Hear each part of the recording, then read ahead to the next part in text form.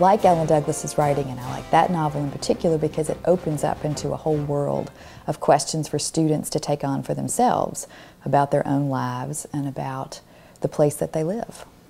I think her writing is so unique and forthright.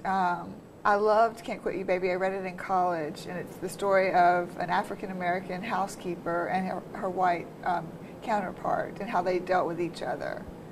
It's a good way into one of the classic relationships that is depicted in Southern literature, and that is the relationship between a white woman and a black woman.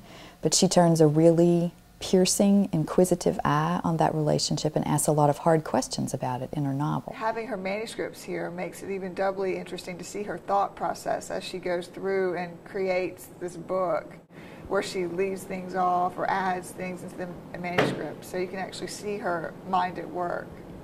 Well, it's an amazing asset to be able to study a writer in a classroom and then be able to go take a look at her process. I mean, that's not something that we can do with lots of writers that seem long buried in the past to students. Now, this particular novel is interesting because it allows us to talk to students about metafiction, about fiction that's conscious of itself as fiction. So it's a fascinating structure that this novel has because we have two characters who, into whose minds we are sometimes able to dip. But we also have this narrator character who comes in and thinks about her role in trying to tell their story. And then I would argue that behind that, one step behind that, is Ellen Douglas herself, who periodically intrudes into the text and asks questions about what she is doing.